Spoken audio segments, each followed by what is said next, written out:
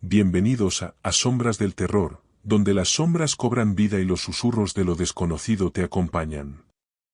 Prepárate para sumergirte en relatos oscuros, llenos de misterio, terror y lo sobrenatural. Si disfrutas de lo inquietante y lo inexplicable, este es tu lugar.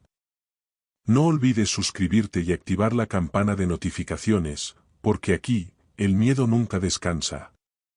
Ahora, apaga las luces, ajusta el volumen, y acompáñame en esta nueva historia escalofriante.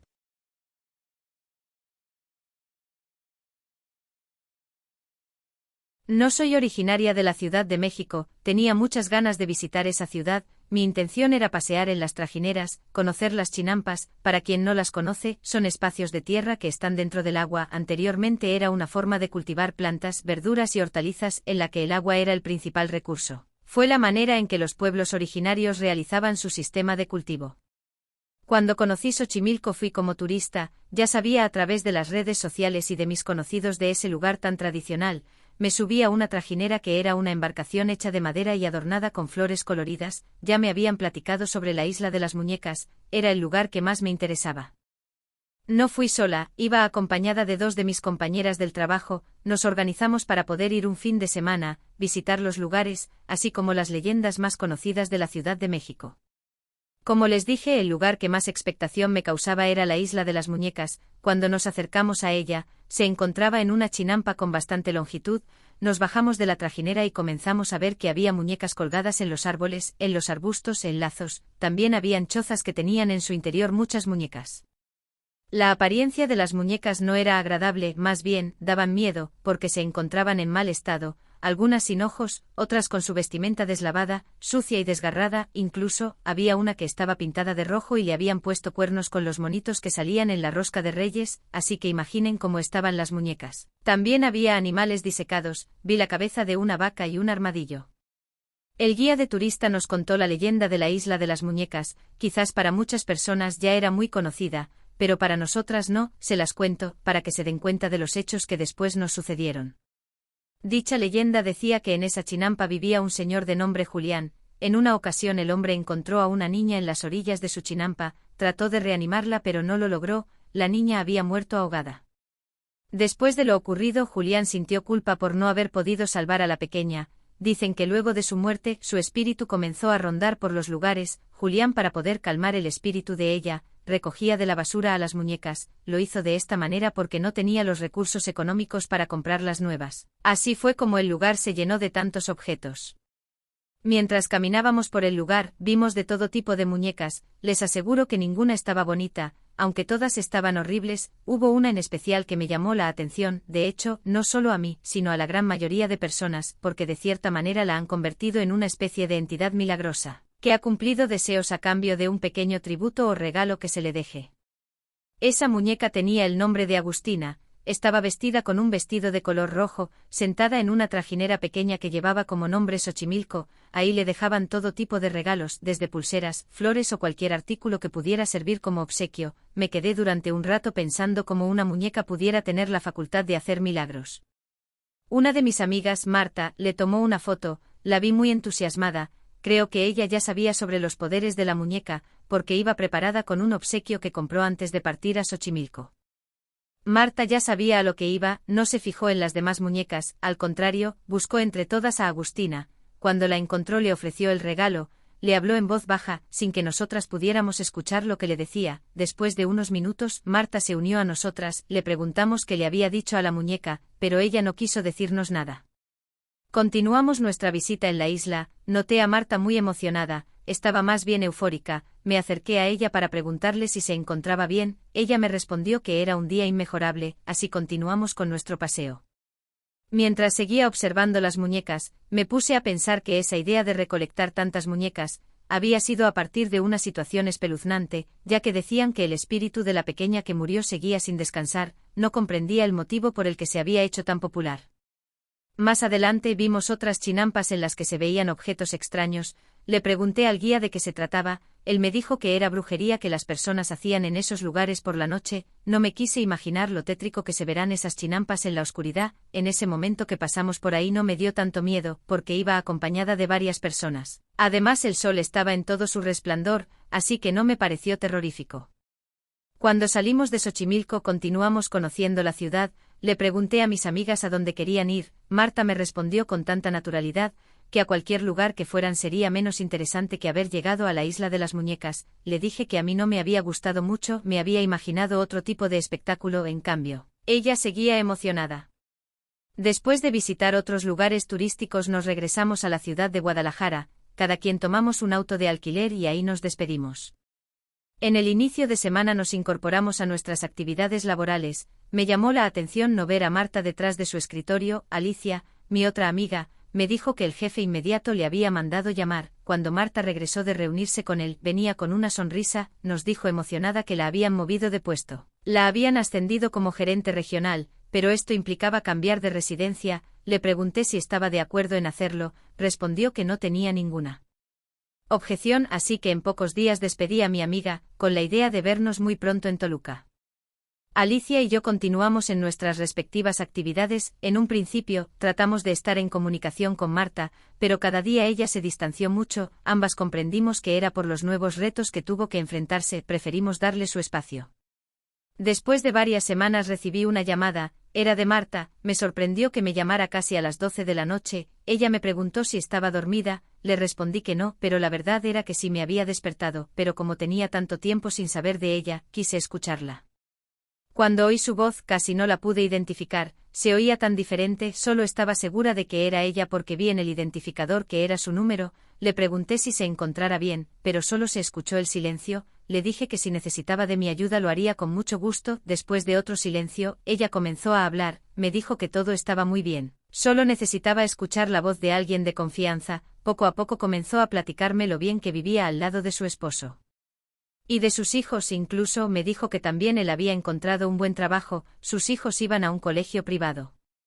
Marta siguió platicando con entusiasmo la nueva vida que tenía en Toluca. Luego de un rato de charla se despidió y colgó. Me quedé confundida por la forma tan extraña en que lo hizo. Estuve un rato despierta tratando de asimilar los motivos que tuvo para comunicarse a esa hora. Al día siguiente le comenté a Alicia sobre lo sucedido. Ella también me dijo que le había llamado por teléfono, coincidía conmigo. Marta estaba rara. Así pasaron varios días sin volver a tener noticias de ella. Aunque Alicia y yo intentábamos comunicarnos con ella, no era posible. Solo cuando Marta decidía que quería hablar con nosotras sucedía la llamada telefónica. Lo malo era que desde el primer día que me llamó, continuó hablando a esa misma hora. Quise pensar que lo hacía así porque estaba llena de ocupaciones, y era el único momento en que tenía tiempo. Cada vez que me sonaba el teléfono era lo mismo, se quedaba ausente por unos minutos con una voz extraña. Enseguida, poco a poco entraba en confianza y comenzaba a platicar. Una de esas noches que me llamó fue distinta. Creo que fue la primera vez que realmente era ella. Primero me habló con una voz muy baja. Le dije que si no quería despertar a su familia se fuera a otro lugar de la casa, porque casi no le entendía lo que me decía. Así fueron unos segundos, hasta que la comencé a escuchar muy alterada. Me dijo que tenía mucho miedo. En su casa pasaban cosas extrañas, difíciles de comprender. Sin decir nada más me colgó. No quería molestar a Alicia, pero tampoco me podía quedar así. Vi la hora en el reloj. Eran las 2:30 de la madrugada. Con un poco de pena, le marqué a mi amiga. Ella me respondió de inmediato como si supiera para qué le hablaba. Me dijo que a ella también le había marcado Marta. Ella estaba en una situación de riesgo, pero no sabíamos qué le estaba sucediendo. Al día siguiente era miércoles. Ese fin de semana teníamos cierre de mes con los proveedores, así que era complicado pedir permiso. Tanto Alicia como yo creímos que no era conveniente que pidiéramos permiso. Nos tendríamos que esperar hasta el fin de semana para ir a visitar a Marta, porque las dos nos habíamos quedado con dudas sobre su estado real. El viernes por la mañana, hice todo lo necesario para dejar en orden mi casa, encargué con mi vecina a mis 2 gatos. En cuanto salimos del trabajo nos fuimos hacia la central de autobuses. Nuestro camión salía a las 8 de la noche. Esperamos un rato en la sala de espera de la central. Pronto escuchamos el sonido del altavoz que anunció la salida de nuestro camión. Alicia y yo nos sentíamos contentas por viajar de nuevo juntas, porque no lo habíamos hecho desde que fuimos a la Ciudad de México, aunque ahora las condiciones eran completamente distintas. Charlamos durante un rato tratando de identificar cuál podría ser la posible situación de riesgo en la que se encontraba nuestra amiga. Las dos estuvimos de acuerdo que quizás había maltrato por parte de su esposo. Durante el trayecto del viaje hubo un momento en que Alicia se quedó dormida. Traté de poner una película, pero no me gustó ninguna. Moví la cortina de la ventana para poder ver hacia el exterior. Escuché un ruido extraño, como si el autobús hubiese pisado algo grande. El chofer se detuvo, nos avisó que iba a revisar de qué se trataba. Enseguida subió para decirnos que una de las llantas estaba ponchada. Nos dijo que alcanzó a ver un animal salvaje que intentaba cruzar la carretera. Cuando lo vio, trató de evitarlo, pero fue imposible evitar atropellarlo. Por desgracia, había muerto.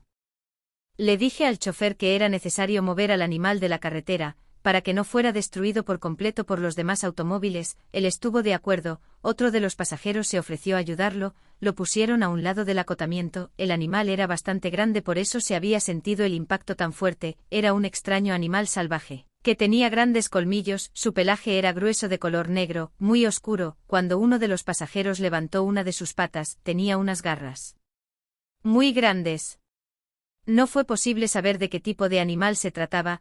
Los dos hombres lo dejaron a un lado de la carretera, cambiaron la llanta ponchada y proseguimos nuestro viaje. Sin embargo, nos llevó algo de tiempo el cambio de la llanta, lo que provocó que el viaje se retrasara y llegáramos más tarde de lo esperado.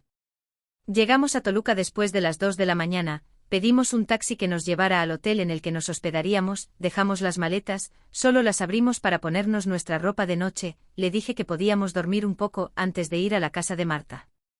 Creo que apenas comenzábamos a dormir cuando sonó mi teléfono. La primer persona que llegó a mi mente fue Marta. En efecto, era ella. Esta vez, me dijo que tenía miedo. Le dije que si se sentía amenazada que hablara al número de emergencia. Me dijo en un tono muy bajo que ese tipo de apoyo ellos no lo podían dar. Ella necesitaba a alguien más y colgó el teléfono. No sabíamos qué hacer. Le dije a Alicia que era necesario que fuéramos a su casa. El motivo de estar ahí era precisamente para apoyarla, así que nos cambiamos de nuevo y pedimos un auto para que nos recogiera. Cuando llegamos a la colonia en la que ella vivía, era un coto privado. Tuvimos que llamar a Marta para decirle que nos abriera la reja eléctrica. La casa estaba hasta el final en completa oscuridad. Apenas íbamos a tocar la puerta, cuando ella la abrió y nos hizo la señal de que guardáramos silencio. Caí en la cuenta de que no quería despertar a su familia. Encendí la luz del celular porque casi tumbé una lámpara de pie que estaba en la sala. Fue cuando pude ver a Marta. Había bajado de peso dramáticamente, su aspecto era desaliñado y ojeroso. No quise hacerle ningún comentario. Antes de que le quisiéramos decir algo, de nuevo ella hizo la señal de que nos calláramos. Ahí fue cuando noté la condición mental de mi amiga.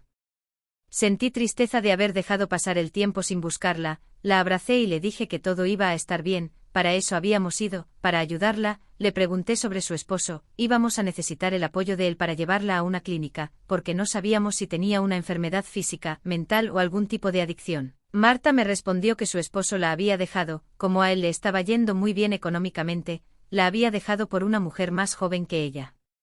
Marta no contaba con una red de apoyo en su nueva residencia. Enseguida le pregunté por sus dos pequeños. Creo que ahí encontré el punto débil de ella, la causa de todos sus problemas, porque se puso a llorar de una manera desgarradora. Tratamos de hacerla sentir bien, diciéndole que nos íbamos a quedar con ella, o a regresarnos juntas en caso de ser necesario. Marta se dejó abrazar, pero de repente tuvo un cambio repentino. Se puso a buscar por todas partes, movió la televisión, debajo de los cuadros, se subió a un banco para buscar arriba del cristalero. La agarré y le dije que se tranquilizara. Le pregunté dónde estaban sus hijos. Me apuntó con su dedo en una de las habitaciones, en la parte de arriba. Le dije que íbamos a subir. Ella se me quedó viendo con cara de terror. Me dijo que no lo hiciera y se fue a esconder detrás de un sillón. Le dije a Alicia que se quedara con ella. Yo subiría para ver cómo estaban los pequeños. La casa era grande y elegante, las escaleras eran anchas. Comencé a subir mientras la madera crujía. Cuando estuve en la parte superior, comencé a oler algo fétido. Fue necesario que me cubriera la nariz, porque el tufo era muy fuerte. Conforme avancé hacia una de las habitaciones, una de ellas era la que tenía el olor más persistente. Al abrir la puerta de la habitación, me encontré con una escena macabra. Ahí estaban los dos hijos de Marta, aparentemente dormían. Me acerqué a los niños. Los dos estaban pálidos. El más pequeño, en cuanto me vio, se abalanzó sobre de mí. Me dijo que ya no quería estar ahí. le tenía mucho miedo a ella, pensé que era a su madre, lo abracé y le dije que todo estaría bien. No me iría de ahí sin él. Enseguida despertó la niña, también me abrazó, ella también me dijo que tenía mucho miedo, porque si no jugaban con ella a lo que decía se enojaba mucho, pero no querían hacer lo que les pedía, porque no era bueno. Abracé a la niña y tomé de la mano al pequeño Abraham, le dije que ya no tuviera miedo, su madre nunca los iba a dañar, ella los quería mucho, simplemente estaba enferma, después de que fuera al médico y tomara sus medicamentos todo cambiaría. La niña se me abrazó al cuello y se puso a llorar, ocultó su cara en mi pecho, el pequeño Abraham me dijo que no era a su mamá a quien le tenían miedo, era a ella, y apuntó hacia una esquina de la habitación. La recámara estaba iluminada por una pequeña lámpara con luz ámbar, era tan tenue que apenas podía distinguir algo al fondo de la habitación. Le acaricié la cabeza a la pequeña, mientras le decía que ahí no había nadie.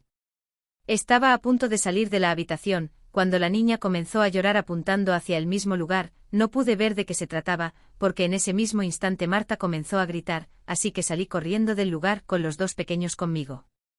Bajé las escaleras con lentitud, no quería lastimar a ninguno de los niños. Abajo, Marta gritaba, mientras Alicia trataba de tranquilizarla, pero los gritos no cesaron, gritaba al mismo tiempo que se cubría los oídos con sus manos como intentando no escuchar nada, pero no se escuchaba ningún ruido.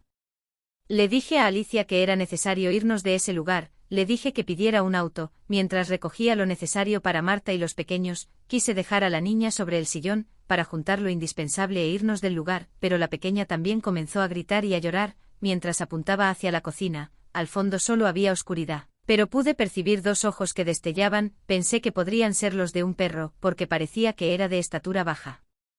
Yo no quise entrar para ver de qué se trataba, ya ni siquiera recogí ninguna pertenencia, salimos del lugar, Marta se oponía a irse de la casa, entre sus gritos y su histeria, solo alcancé a distinguir que si lo hacía ella o alguno de sus pequeños iban a morir, no le tomé importancia a su comentario porque creí que era parte del proceso psicótico que tenía, solo agarré las llaves para poder salir de la casa. El auto de alquiler estaba afuera de la cerca eléctrica, Alicia jalaba a Marta para que no se regresara, mientras que yo iba con los pequeños, hubo un instante en que Marta se le soltó a Alicia, intentó regresar a la casa, cuando vi la fuerza que tuvo para soltarse, dejé a los pequeños sentados en la banqueta, les dije que no se movieran de ahí. Entre Alicia y yo pudimos controlar a Marta, para eso, ya varios de los vecinos se habían despertado, salieron de sus casas para ver lo que sucedía, pudimos calmar a Marta y abrir la reja, agarré a los niños y nos dispusimos a salir. Cuando nos subimos al auto e íbamos hacia el hotel respiré aliviada, sentí que algo malo se había quedado atrás, nos confiamos en que todo estaría bien, en un abrir y cerrar de ojos Marta abrió la puerta del auto y se salió, en ese momento iba un auto del otro carril, el coche le pasó las llantas por la cabeza de mi amiga, murió instantáneamente. Fueron tantas cosas en tan poco tiempo, que hasta ahora no he podido procesar lo que ocurrió, mi amiga murió, pero por lo que dice el pequeño Abraham, todo comenzó a ocurrir por la presencia maligna de una niña pequeña, era de menor estatura que los dos pequeños, a partir de esa presencia comenzaron los eventos extraños.